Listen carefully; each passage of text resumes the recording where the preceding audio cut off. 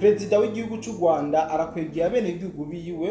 Perezida w'igihugu cy'u Rwanda arataye mu kaga abanyarwanda ndetse n'abanyarwandakazi. Aya ni bimwe tugiye kuyaga mu kino kiganiro, ndetse ku ruhande rwacu nk'umuryango wa BF turahojeje cyane leta y'u Rwanda yo yashoboye kubura cyane ibifaro bikomeye byashoboye kuraswa n'ingabo z'u Burundi mu mirwano yabaye kuri uno munsi. Handi makuru dufise nuko abene igihugu batari bake baba bakomerekeye muri ino mirwano, bamwe barahasiga ubuzima ku bibombe byaguye mu gihugu cy'u Rwanda. Amakuru dufise nuko vyoba vyahitanye abasivile batari bake. Byose turaje tubabwire uko ibintu vyifashe, tubive imuzi n'imuzingo dushoboye kubabwira uko ibintu vyifashe muri rusange, ndetse tunayaga ku bindi bigiye bitandukanye na cyane kujanye n'ino mirwano. Ariko imbere yuko dutangura,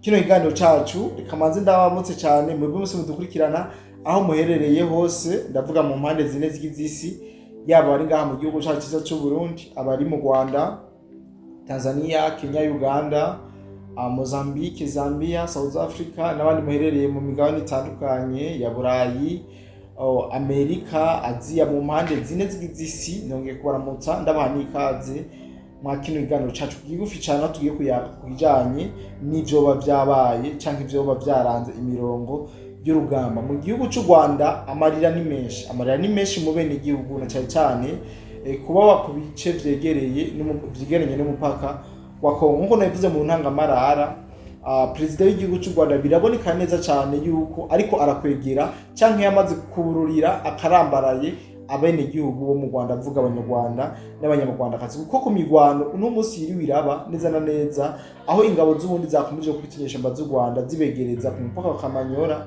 bihana n'igihugu cy'u Rwanda. Mbese biza kurangira n'inyeshamba z'u Rwanda izi RDF zihunze urugamba zigahungira mu gihugu cy'u Rwanda, zikaza kwestara ibigwanisho byaho aho bitwa Bugarama. Twababwiye uburyo ino mirwano yagenze, ndetse ingabo z'ubundi zashoboye kuba zirasa inkoyi ikomeye cyane, yarikira irabarasa n'amaroketi, maze baza kurasa n'ibifaro bikomeye cyane, aho umusirikare w'umurundi wa FDNB, ingabo y'u Burundi ya FDNB, aho yari yifitiye BM21 yashoboye kuba irasa bikomeye cyane kino kigwanisho inyeshamba zari zarashikanye ku butaka bwa Kongo. Rero mwumve yuko bidasubirwamwo, inyuma yo kubura abasirikare indiri muri ibi bice, ntiturabasha kuronka amafoto, ariko abari ku ma group WhatsApp yacu baraza kuyahabwa. Abatarinjira no turabaha link muri commentaire ya mbere, kugira ngo nituyaronka tubandanye tuyabasangiza. Ariko ico tuwabwira nuko inyeshamba za M23 zakomeje kuhaburira abasirikare ndetse n'ibigwanisho. Nkuko nabivuze, ku ruhande rwacu turahojeje cyane leta y'u Rwanda ku bifaro vyayo yajanye muri Kongo, ariko bikaba bihuye n'abuzukuru ba Ntare, ndavuga bano basore ba Neva, maze barabirasa birangira batashe nk'uvuye kuragirira inarume. Bibaye nk'umuvyeyi aruhiye ubusa, kuko bino bifaro bari bavyitezemwo. Novuga yuko umusaruro udasanzwe mugabo bigiye kurangira ataco bibamariye, ahubwo bino bifaro mu vyafashwe mpiri bikaba vyaciye vyigarurirwa n'abazanira, nkuko twabibasangije mu biganiro twabahaye. Rero biboneka neza yuko inyuma yuko perezida Paul Kagame agurishije abene igihugu bo mu Rwanda, twababwiye mu ntangamara yuko abatari bake bashoboye kuhagirira ikibazo, abakomeretse, abahasize ubuzima, bituma abene igihugu benshi ubwoba bwa bwinshi, ndetse batangura guhunga mu bice vyegereye umupaka igihugu ca Kongo gihana n'igihugu cy'u Rwanda. Mwumve yuko ari ibintu bidasanzwe, ibintu bidakomeye, bitoroshe na buke. Nuvuga yuko ibintu biri ku rundi rwego.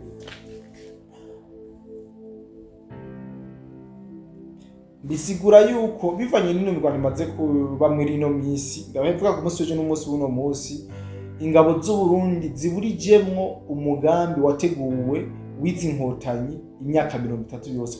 Ingabo z'u Burundi mu masaha make, mu mwanya utarambiranye, inyuma y'inyeshamba zivuze teka dutera abarundi, nabo baravuga ati mwari mwaradutebeje kugira ngo tubereke ingene bambika ibuturi intozo. Ibintu vyahindutse vyabonetse neza yuko leta y'u Burundi yangirije FDNB yangirije umugambi wa Empire Hima wari umaze imyaka n'imyaniko uriko urategurwa. Rero ca twibaza ati uno munsi bakuwe Gatogota, bakuwe Kaziba, ibice byose bakuwe mu gihe tuzi yuko ingabo z'igihugu cy'u Rwanda zari zifise misi yo gufata Uvira. None gabasha ngiyi na Kamanyora murayitaye na Katogota muri to handiko ndiyagira n'aba M23 wabonyene abandi nabo mubanze muduhe ikibuga sivyo barayitaye. None Uvira bazoyifata gute mu gihe bari bafise ihangiro ryo kugira ngo bafate Uvira? Uvira bizorongera bifashe mu ndoto, kuko abasirikari ba Wazalendo bo twavuganye ku murongo wa telefone, ndavuga abo bazi Kirundi bazi no rurimi, bo bavuga ati Nyamihimbiri ngo irasara ngo rimwe bakoresha, kuko ukuntu ngo yiruka ngo biteye n'ubwoba, ngo bintu ukuntu yiruka biteye n'ubwoba kabisa. Kandi iyi mihimbiri Nyamihimbiri nyene mu gihe iri kiriruka itibiziga n'inkomere zabo ngaho nyine.